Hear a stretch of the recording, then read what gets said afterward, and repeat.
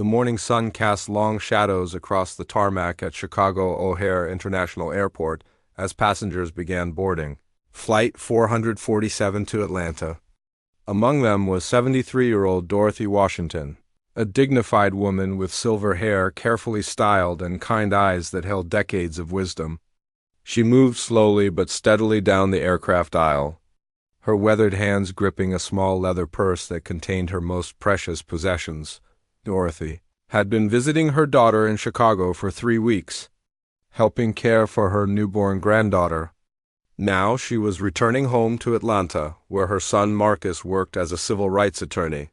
The flight was nearly full, and Dorothy found her assigned seat in row 23, a middle seat between a businessman typing furiously on his laptop and a young college student absorbed in her phone. As Dorothy settled in, she carefully removed a small plastic bag from her purse. Inside were several pill bottles containing her daily medications for diabetes, high blood pressure, and a heart condition that had developed after her husband's death 5 years earlier. Her doctor had been very specific about the timing of her doses, especially the heart medication that needed to be taken every 12 hours without fail. The flight attendant working the back section was Jessica Martinez, a 5-year veteran of the airline who prided herself on maintaining order and following regulations to the letter. At 32, Jessica had worked her way up from ground crew and took her responsibilities seriously, perhaps too seriously according to some colleagues who found her rigid adherence to rules occasionally problematic. As the plane prepared for takeoff, Jessica began her routine safety walk through the cabin. She noticed Dorothy organizing her medications on the small tray table, arranging them in a specific order that clearly followed a well-established routine. The elderly woman was reading the labels carefully, her lips moving slightly as she mentally calculated the timing for her next doses. "Excuse me, ma'am," Jessica said, stopping at Dorothy's row. Her tone was professional but carried an edge of authority. "You'll need to put those away during takeoff. No items can be on tray tables." Dorothy looked up with a gentle smile. "Oh, of course, dear. I was just organizing them so I know when to take them during the flight. I have a heart condition, you see, and the timing is very important." Jessica's expression remained stern. "All medications need to be stored in carry-on luggage or under the seat in front of you. Loose pills are not allowed to be handled during flight." "But these are prescription medications," Dorothy explained patiently, holding up one of the bottles so Jessica could see the pharmacy label with her name clearly printed. "My doctor said I must take the heart medication every 12 hours. I took the last dose at 6 this morning, so I need to take the next one at 6 this evening. We'll still be in the air then." The businessman next to Dorothy glanced up from his laptop, sensing tension. The college student continued scrolling through her phone but was clearly listening to the exchange. Other passengers in nearby rows began to take notice as Jessica's voice grew more authoritative. "Ma'am, I understand your concern, but airline regulations are very clear. Passengers cannot consume unverified substances during flight. These could be anything." Jessica gestured dismissively at the pill bottles. "We have no way to confirm what's actually in these containers." Dorothy's face showed confusion and growing worry. "But they're clearly labeled prescription bottles from Walgreens Pharmacy. Look, here's my name, the doctor's name, everything you need to verify they're legitimate medications." Jessica shook her head firmly. "Those labels can be easily faked. We've had incidents with passengers using prescription bottles to hide illegal drugs. Company policy is absolutely clear on this matter." The exchange was drawing attention from passengers several rows away. An elderly gentleman in row 25 leaned forward, clearly disturbed by what he was hearing. A mother traveling with 2 small children looked concerned, recognizing the distress on Dorothy's face. "Miss, please understand," Dorothy said, her voice remaining respectful despite her growing anxiety. "I'm not asking to take anything right now. I just need to know that I can access my heart medication in 4 hours. My cardiologist was very specific about not missing doses." Jessica's patience was clearly wearing thin. "Ma'am, if you have a serious medical condition, you should have informed the airline before booking and requested special accommodations." You can't just bring a bag of pills onto an aircraft and expect us to take your word for what they are. The businessman finally spoke up. Excuse me, but those are clearly legitimate prescription bottles. I can see the pharmacy labels from here. Jessica turned her attention to him, her professional smile becoming more strained. Sir, I appreciate your concern, but this is a safety matter. We cannot allow passengers to consume unidentified substances during flight. Dorothy's hands were beginning to shake slightly, a sign that her stress was affecting her blood pressure. Please, I've been flying with these medications for years. I've never had anyone question them before. Well, times have changed, Jessica replied curtly. Security is much tighter now. I'm going to need you to put all of these away, and they cannot come out again during the flight. The college student next to Dorothy finally looked up from her phone, seeming to grasp the seriousness of the situation. Wait, she's talking about heart medication. Isn't that kind of important? Jessica's response was swift and dismissive. Miss, these could be candy for all we know. Prescription bottles can be filled with anything. This passenger should have gone through proper medical clearance if she needed to take medication during flight. Dorothy's voice trembled slightly as she spoke. I've never heard of any such clearance process. I've been taking these same medications on flights for 5 years since my husband died. The mention of her deceased husband seemed to soften some of the nearby passengers, but Jessica remained unmoved. Ma'am, ignorance of regulations is not an excuse. I'm going to need you to put these away immediately, or I'll have to call the captain. The businessman was clearly becoming agitated. This is ridiculous. The woman needs her heart medication. What if she has an emergency? Jessica's reply revealed the depth of her inflexibility. If there's a medical emergency, we have basic medical supplies on board and can contact ground for emergency landing if necessary. But we cannot allow passengers to self-medicate with unverified substances. Dorothy carefully began placing her pill bottles back into the plastic bag, her movements slow and deliberate. The effort of the confrontation was clearly taking a physical toll on her. Her breathing had become slightly labored, and the slight tremor in her hands was more pronounced. Are you feeling all right, ma'am? The college student asked with genuine concern. I'm just worried about my medication timing, Dorothy replied softly. My doctor was very specific about not missing doses of the heart medication. Jessica overheard this exchange and her expression hardened further. Ma'am, if you're having medical distress, I can arrange for medical personnel to meet the aircraft when we land in Atlanta. But those pills are not coming out during this flight. The absurdity of the situation was not lost on several passengers. An off-duty nurse sitting 3 rows behind stood up and approached. Excuse me, I'm a registered nurse. I can verify that these are legitimate medications if that would help. Jessica shook her head firmly. I appreciate your offer, but our policies don't allow for passenger verification of medications. Only certified airline medical personnel can make such determinations, and we don't have any on this flight. The nurse looked incredulous. These are clearly labeled prescription medications from a legitimate pharmacy. The woman has a medical need, and if she had followed proper procedures, she could have obtained the necessary clearances before boarding, Jessica replied. As it stands, these substances are not allowed to be consumed during flight. Dorothy had finished packing away her medications and was sitting quietly with her hands folded in her lap. The stress of the situation was evident in her posture and the way she was taking careful, measured breaths. The businessman next to her noticed her distress and leaned over. Are you sure you're okay? You don't look well. Dorothy managed a weak smile. I'll be fine, dear. I'm just concerned about missing my medication, but I don't want to cause any more trouble. Her gracious response in the face of such unreasonable treatment struck many passengers as both admirable and deeply troubling. The contrast between Dorothy's dignity and Jessica's rigid inflexibility was becoming increasingly stark as the plane began to taxi toward the runway. Jessica made one final announcement to the surrounding area. I want to make it clear to all passengers in this section that consumption of unverified substances during flight is strictly prohibited. This is for everyone's safety and security. The announcement felt pointed and unnecessary to many passengers, particularly given that Dorothy had already complied with the demand to put away her medications. The elderly woman sat quietly, occasionally checking her watch and doing mental calculations about when her next dose was supposed to be taken. The takeoff proceeded normally, but the atmosphere in the back section of the plane remained tense. Passengers exchanged glances and whispered conversations, clearly disturbed by what they had witnessed. The businessman had pulled out his pee. 2 hours into the flight, Dorothy Washington was struggling to maintain her composure.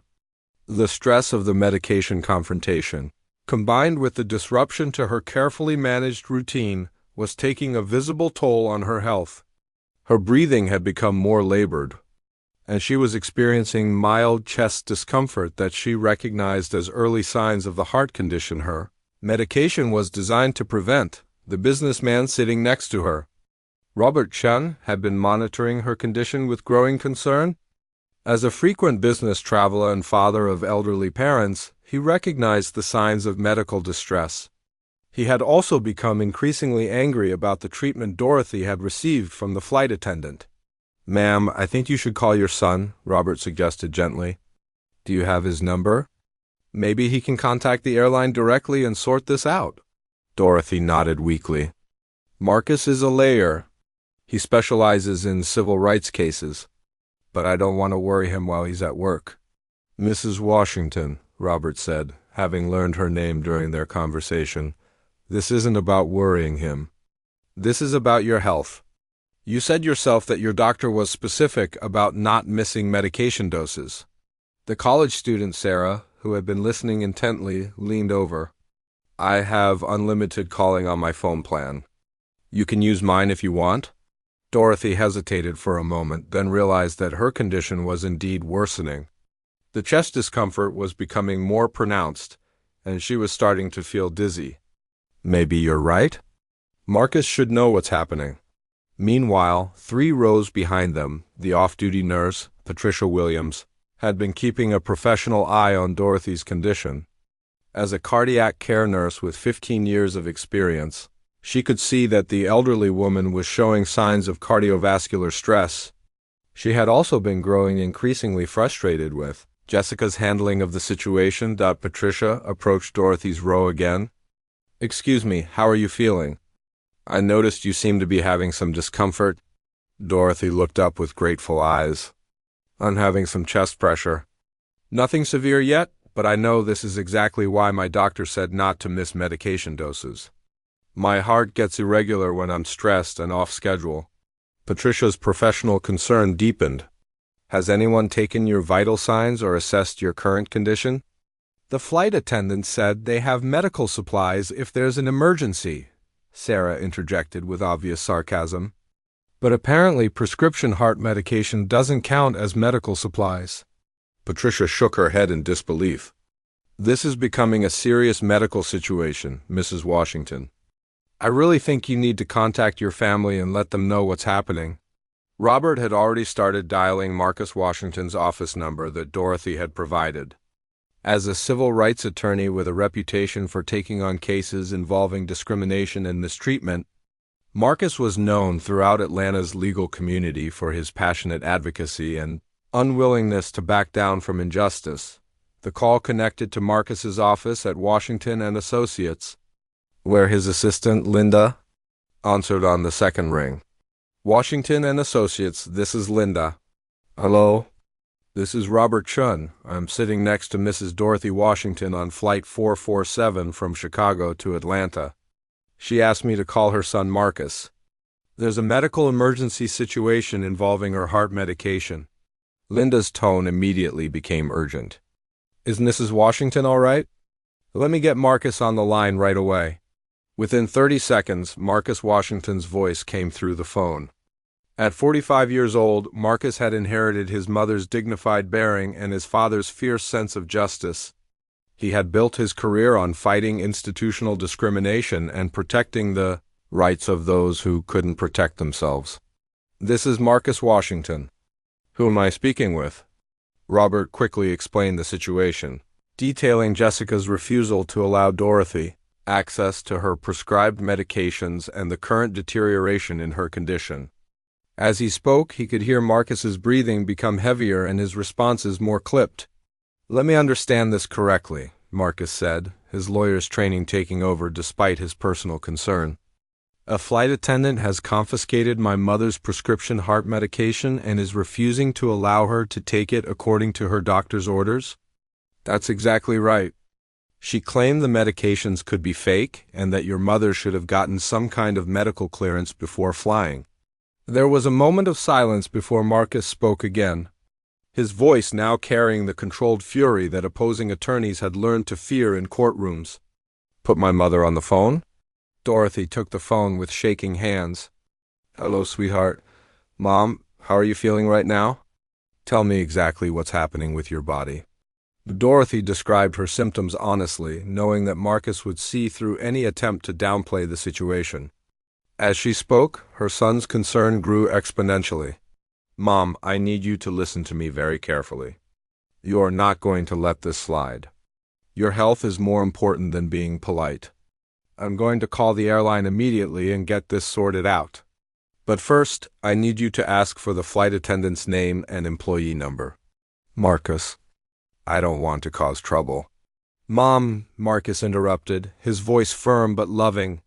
"Someone treating you this way because you're an elderly black woman with medication needs is not you causing trouble. It's them causing trouble.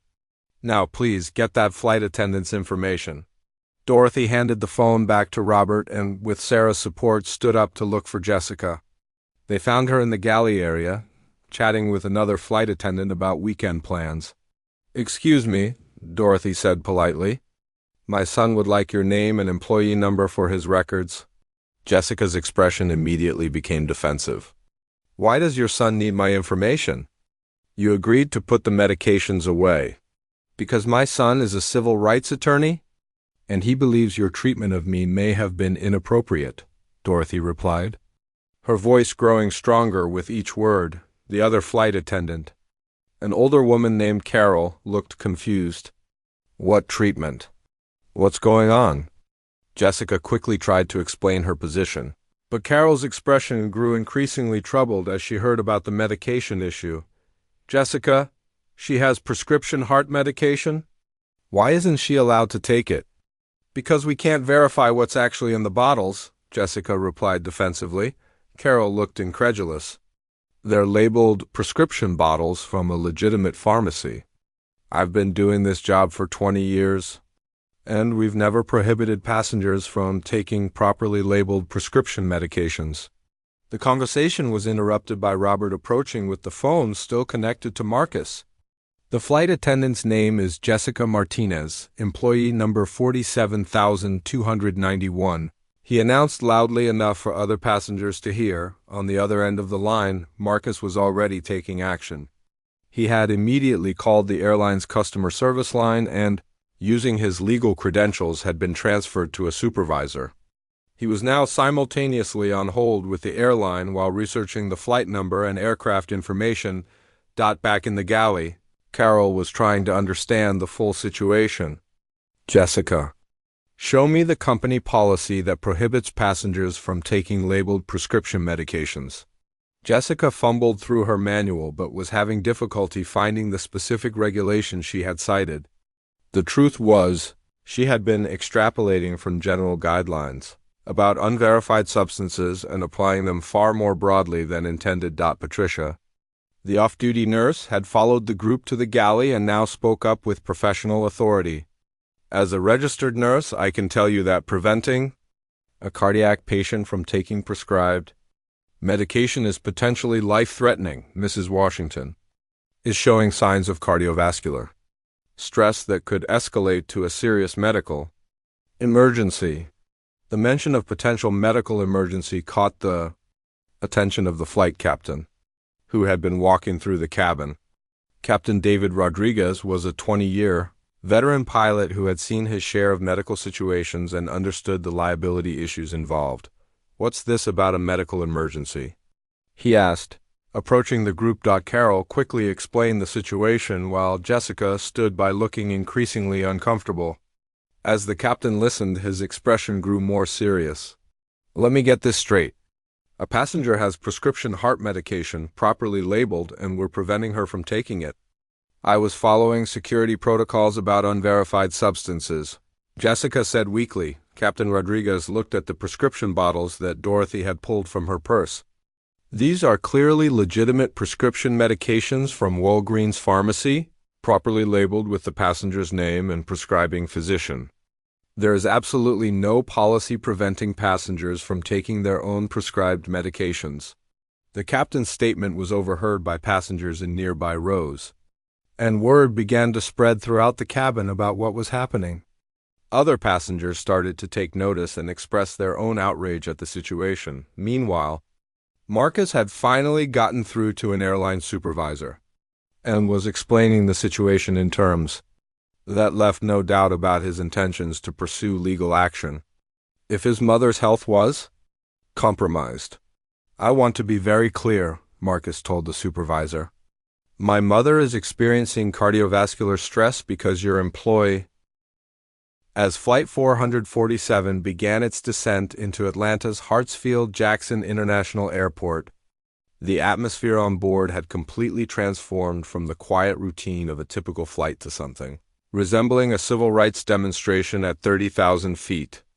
Word had spread throughout the entire aircraft about Dorothy Washington's treatment, and passengers were openly discussing the incident and expressing their outrage. Marcus Washington had spent the remainder of the flight coordinating a response that would ensure this incident received the attention it deserved.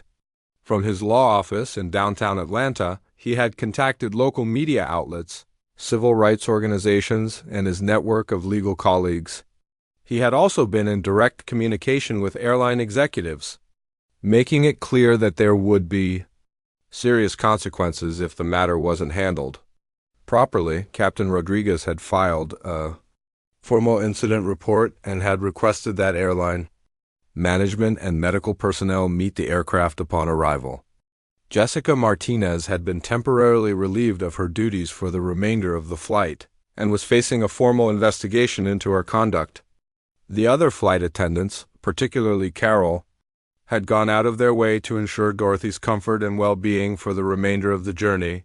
Patricia Williams, the off-duty nurse, had continued monitoring Dorothy's condition and was pleased to report that the elderly woman's symptoms had stabilized once she was able to resume her proper medication schedule. However, Patricia was documenting everything from a medical perspective, knowing that the stress and delayed medication could have had serious long-term consequences. Robert Chun had used his business connections to contact airline board members and frequent flyer program executives, making it clear that this incident was being viewed seriously by the business community.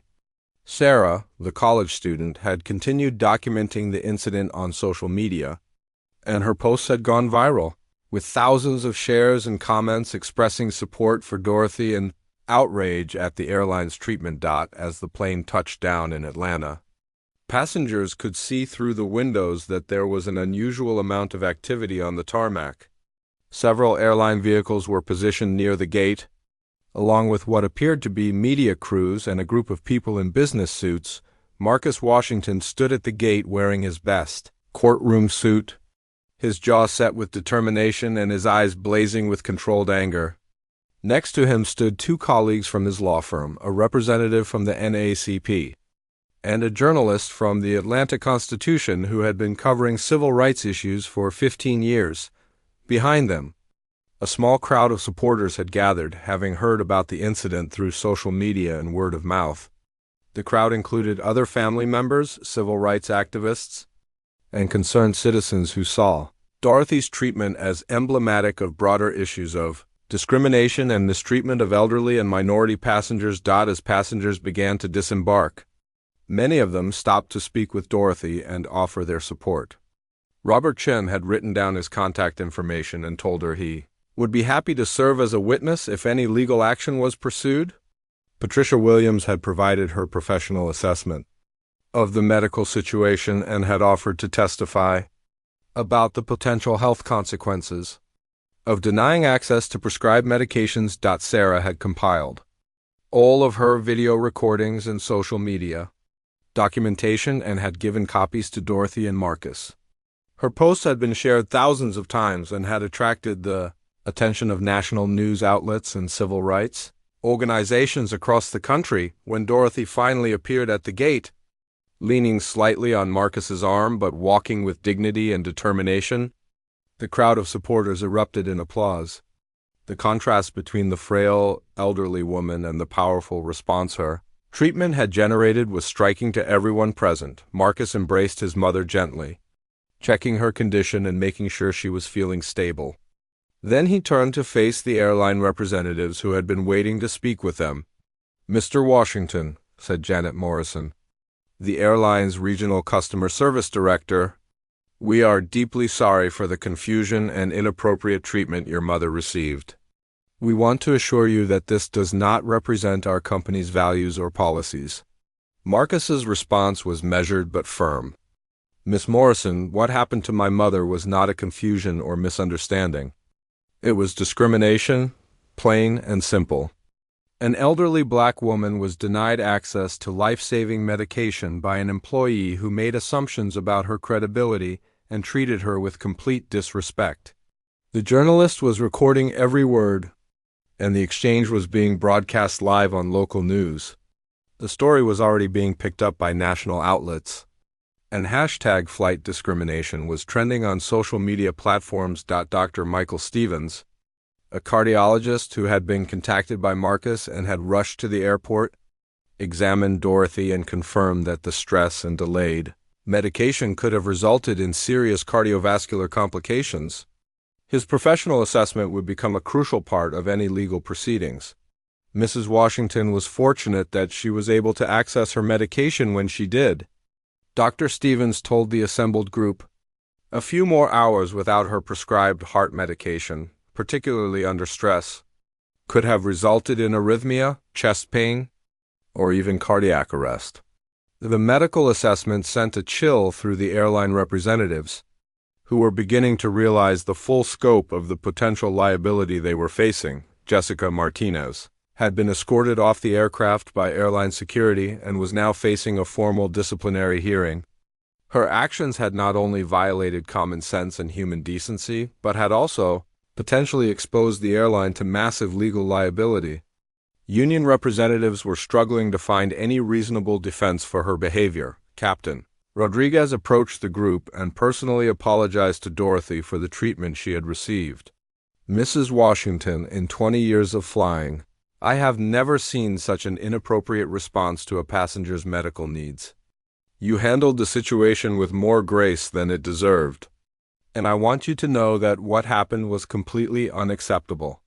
The captain's public statement was particularly damaging to the airline's position, as it came from their own employee and acknowledged that the treatment had been inappropriate. As the crowd at the gate grew larger, with more media outlets arriving and civil rights leaders joining the gathering, it became clear that this incident was becoming a national story. The combination of civil rights issues, medical neglect, and social media documentation had created a perfect storm of public attention and outrage. Marcus announced to the gathered media that his firm would be filing a federal lawsuit against the airline, seeking damages for medical endangerment, discrimination, and emotional distress. He also called for a comprehensive review of airline policies regarding passengers with medical conditions and sensitivity training for all airline personnel. This incident represents everything that is wrong with how elderly people, minorities, and passengers with medical conditions are treated by some airline personnel, Marcus stated. "My mother should never have had to endure this treatment, and we are going to make sure that no other passenger has to go through what she experienced." The story was picked up by CNN, Fox News, MSNBC, and major newspapers across the country. Civil rights organizations condemned the airline's treatment of Dorothy, and disability rights advocates pointed out that the incident highlighted broader issues of discrimination against passengers with medical conditions. Dorothy, despite her exhaustion, insisted on speaking to the media herself. Standing next to her son, she addressed the cameras with the same dignity and grace she had shown throughout the ordeal. "I don't want anyone to think this is just about me," she said, her voice clear and strong. "This is about how we treat people who need medical care, how we treat elderly passengers, and how we treat people with respect and human dignity. I've been fighting for civil rights my whole life, and I never thought I'd have to fight for the right to take my heart medication on an airplane." Her words were broadcast across the nation and resonated with millions of people who saw her story as a symbol of broader issues of discrimination and mistreatment. The airline's stock price dropped significantly in after hours, trading as investors reacted to the negative publicity and potential legal liability. Social media campaigns calling for boycotts of the airline gained momentum, and frequent flyer program members began closing their accounts in protest. Within 48 hours, the airline's CEO issued a public apology and announced immediate policy changes regarding passengers with medical conditions. Jessica Martinez was terminated from her position, and the airline announced mandatory sensitivity and medical awareness training for all customer service personnel. The incident also sparked broader discussions about discrimination in air travel, the treatment of elderly passengers, and the need for better training and policies regarding medical conditions. Congressional representatives called for hearings on airline treatment of passengers with disabilities and medical needs. Marcus's law firm received hundreds of calls from other passengers who had experienced similar treatment, and several class action lawsuits were filed against various airlines for discrimination and medical negligence. Dorothy's